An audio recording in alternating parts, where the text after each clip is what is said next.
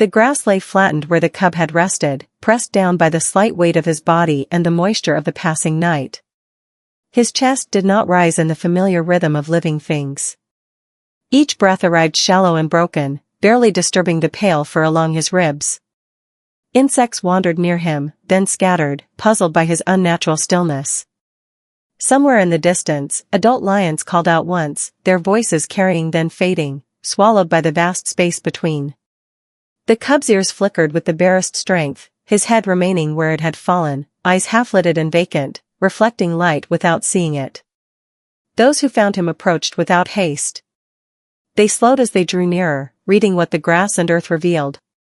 No fresh prints circled him, no signs of protective pacing, no warning growls left behind.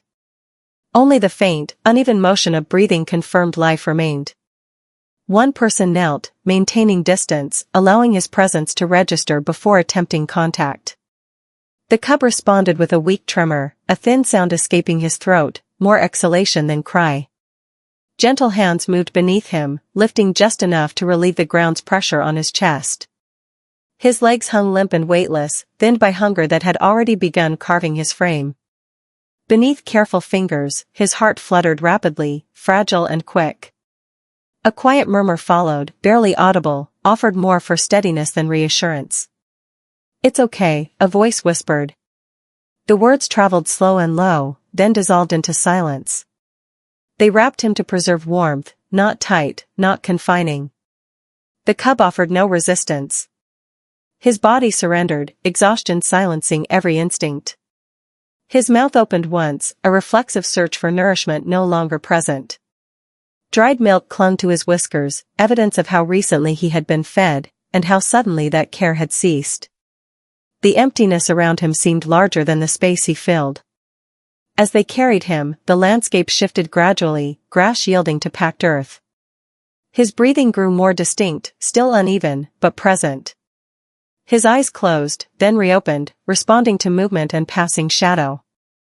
A thumb brushed gently across his shoulder, tracing bone beneath fur, noting the tremor that traveled through him before settling. The people exchanged few words, listening more than directing, matching their pace to his delicate rhythm. No attempt was made to find what was already gone. The tracks had aged too much, the quiet had grown too complete. Whatever had happened lay beyond their reach, leaving only this small life behind. The truth settled heavily but silently. Their purpose had narrowed to what remained possible, not what might have been. When liquid touched his tongue, the cub stirred. His jaw worked weakly. A few shallow swallows before exhaustion reclaimed him. A hand steadied his head, supporting without pushing. "Easy," came another soft whisper, nearly lost to the wind. His breathing steadied briefly, then faltered, then steadied once more. Time stretched, measured in small changes. His chest lifted a fraction higher. His paws curled inward, claws extending once, then relaxing. He made a faint sound, brief and fading, and the people paused, waiting, letting his body choose its next movement. The grass stirred around them as wind passed through, carrying distant smells of earth and unseen creatures. As afternoon light shifted, warmth spread across the plain. The cub lay wrapped and peaceful, no longer solitary, but not yet secure, suspended between what he had lost and what he might still reach. In the distance, wind moved through grass in slow waves, and somewhere beyond sight, life continued, indifferent and constant, while this small breath held on. For a time, the space where they placed the cub maintained a deliberate stillness. He rested where the ground lay clean and dry, encircled by quiet movement and measured restraint. His body remained small within the open area, ribs lifting and falling with effort. Each breath became audible in the gaps between human motion. The silence he carried seemed to expand the room, filling corners and lingering after footsteps passed. Nothing about him demanded notice. Yet everything drew toward his vulnerability. He did not raise his head. His eyes stayed mostly closed, lids twitching only when touched by sound or shifting air. When hands approached, they moved slowly, never directly above him, letting him recognize presence without fear. His ears flickered faintly, responding without strength. The warmth beneath him eased his trembling, though it did not stop it. Hunger remained visible in his frame, shaping his narrow shoulders and thinning his sides, but exhaustion weighed heaviest, pressing him into the earth. The people nearby spoke rarely. Their movements were deliberate, shaped by patience rather than haste. They knelt, adjusted cloth, monitored breath, then stepped back again. The cub's mouth opened once, a small sound emerging, quiet and unfinished. A hand rested briefly along his side, feeling for rhythm, then withdrew. "You're safe," someone whispered, the words barely breath, not meant to comfort or convince, only to exist beside him. Beyond their small circle, life continued in simple, ordinary ways. A bird landed, watched, and departed again. Wind moved dust along the edges of the space, tracing slow paths that caught light and faded. During one of these moments, when nothing else changed, the cat appeared. She did not come directly. She stayed at a distance, body low, tail motionless. Her coloring merged easily with the surroundings, her presence more felt than seen. She watched without intensity, eyes steady, posture relaxed but alert. This was not hunting behavior, nor curiosity sharpened by hunger. She remained where she was, observing as though waiting for something to reveal itself. The cub stirred faintly, a ripple passing through his side as he shifted weight. The cat's ears angled forward. She did not move closer. Instead, she settled, folding her legs beneath her, gaze never leaving him. Time passed without change, measured only by breath and light. When the cub's breathing grew uneven again, a soft sound escaping his throat, the cat shifted. She rose and took one step nearer, then stopped. Her tail moved once, slow and deliberate, brushing the ground. No tension appeared in her frame, no readiness to flee or engage. She simply remained present in a way that did not intrude. The people noticed her but did not interfere. They observed how she positioned herself, the careful distance she kept. The cat's attention never wavered. She blinked infrequently. Her body mirrored stillness, a quiet balance between awareness and rest. The cub's head lifted slightly, then fell back. His eyes opened briefly, unfocused, catching shapes without meaning. The cat lowered herself again, matching his level, her breathing calm and even. Within that shared space, something settled. Not recognition or understanding, but a pause, a slowing. As light shifted across the ground, the cub's breath steadied once more. The cat remained until shadows lengthened, until air cooled and movement resumed around them.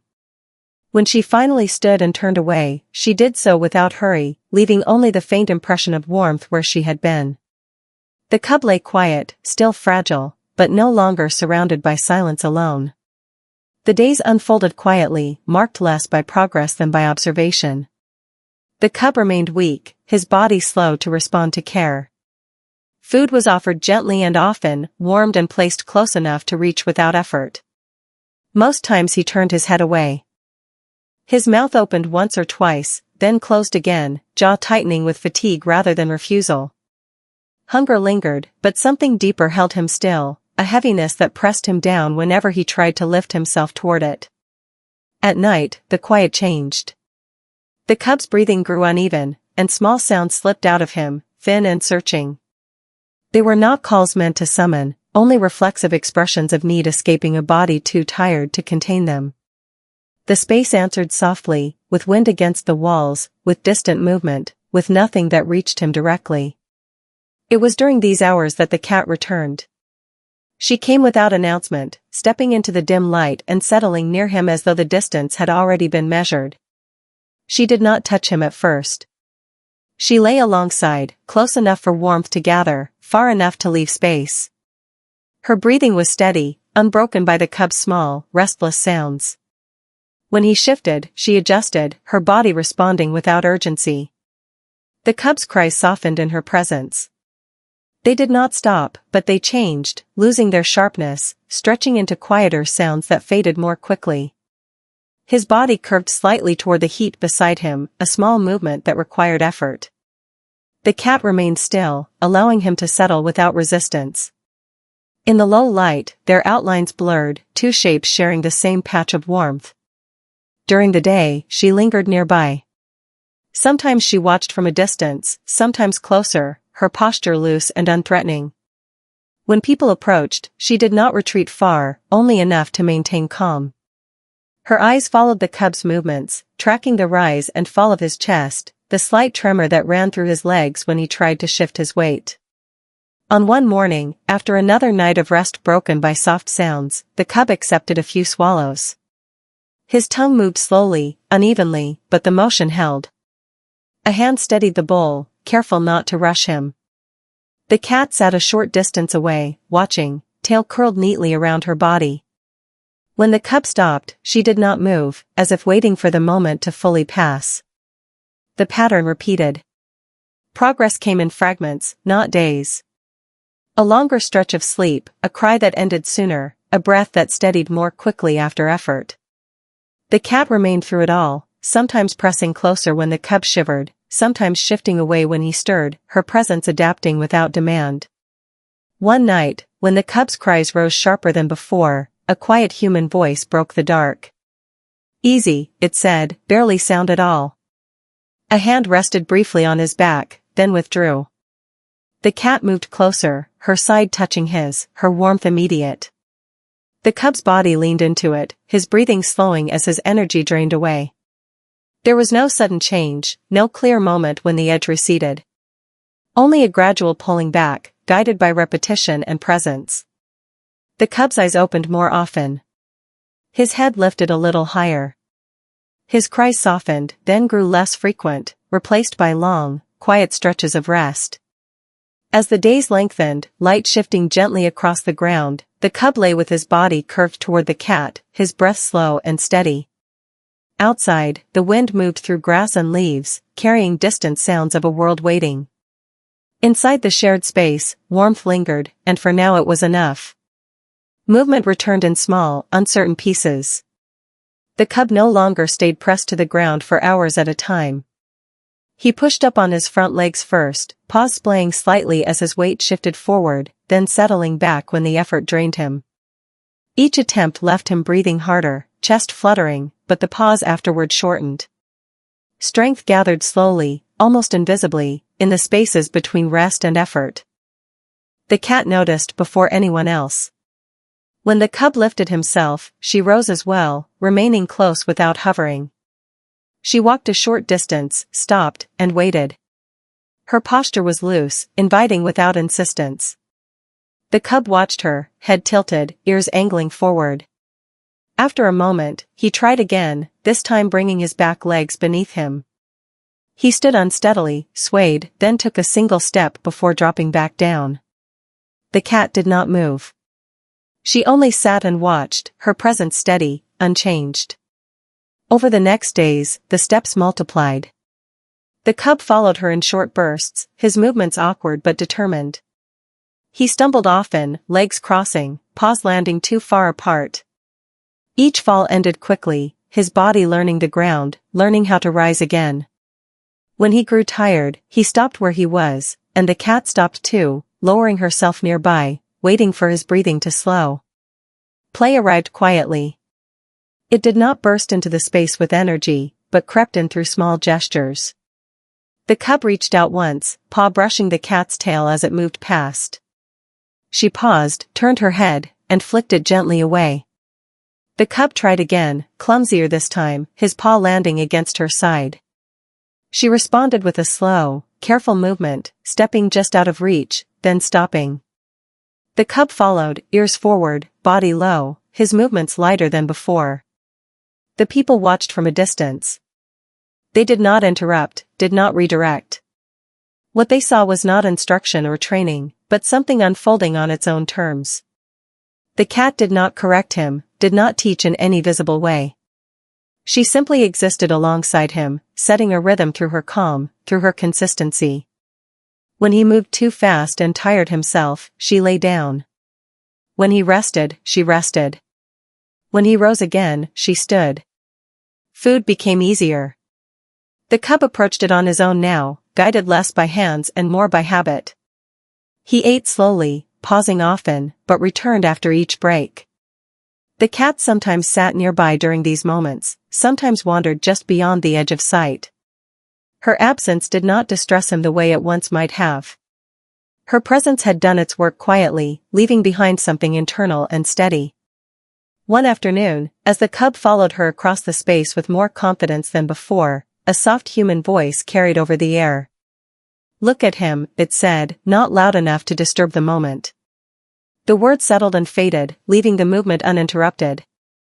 What reshaped the understanding of those watching was not the cub's recovery alone, but the manner of it. Care had come not only through measured feeding and careful monitoring, but through proximity, patience, and shared silence. The cat had offered no milk, no protection from the world beyond. She had offered warmth, predictability, and a presence that did not ask anything in return. The cub now stood with his body aligned, head higher, eyes clearer. He followed her not because he believed her to be his own kind, but because her movements made sense to him. They were calm. They were safe. And following her, he learned how to move through the day again. As light softened toward evening, the cat settled beneath a low stretch of shade, and the cub lowered himself beside her, close but not pressed. The air moved gently around them, stirring dust and grass beyond the boundary of the space. Together they rested, two forms aligned by circumstance rather than instinct, while the quiet continued its slow, steady work. The moment arrived without ceremony. There was no clear signal that marked it as different from the days before, only a subtle shift in readiness that everyone felt at once. The cub moved with steadier purpose now, his steps sure, his body carrying its weight without hesitation. His breath no longer caught after short distances. He paused less often, rested less heavily. The fragility that once defined him had loosened its hold. The people prepared quietly. Their movement stayed slow, familiar, careful not to introduce urgency where none was needed. They allowed space, stepping back as much as they stepped forward. The cub watched them with calm attention, his head turning, ears tracking sound, eyes alert but untroubled. He did not search for the cat immediately. He moved as though the day were unfolding like any other. The cat remained where she always had. She sat a short distance away, body relaxed, tail resting loosely against the ground. Her eyes followed the cub, steady and unblinking. She did not rise when he passed near her, did not close the space between them. She observed without expectation, without movement that might draw him back. When the boundary opened, and the wider land came into view, the cub paused. The air beyond carried unfamiliar currents, layered with distant scents and sounds that stirred something older and deeper within him. He lifted his head, nostrils flaring, reading the space ahead. His body leaned forward slightly, weight shifting toward what waited beyond. He took a few steps, stopped, then continued. The ground beneath his paws changed, firmer, less worn by repeated paths. With each step, his posture aligned more fully with his own shape, his movements smoothing into something instinctive and sure. He did not look back right away. The cat remained seated. Only her ears moved, tracking his progress as he went farther from her reach. She did not follow. She had never followed before, not truly. Her role had been one of stillness, of shared presence, not guidance into what came next. The people stood where they were, hands at their sides, breathing evenly. They did not speak. There was nothing to add to the moment, no sound that could improve it. They watched the cub cross into his own distance, his outline growing smaller against the open land. When he finally turned his head, it was not toward them, nor toward the cat, but toward the space ahead, where movement and life waited. The cat shifted, then rose slowly. She stood and watched as he continued, her body angled toward him, her gaze steady until his form blended into the tall grass. When he was no longer visible, she remained standing for a while longer, as if holding the shape of him in place. Then she sat again, the moment closing without effort. What lingered was not loss. There was something quieter, the understanding that care does not always announce itself, that connection can exist without possession, without permanence. The people felt it in the way they moved afterward, in the way they allowed silence to stay a little longer before breaking it.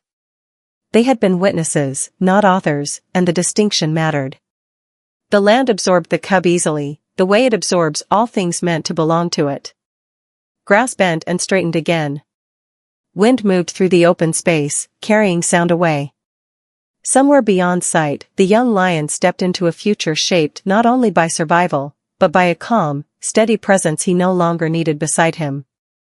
As the light softened toward evening, the cat lay down where she was, eyes half closed, body at rest. The air stirred gently, brushing past fur and grass alike. In the distance, something moved unseen and continuing, while the quiet settled back into itself.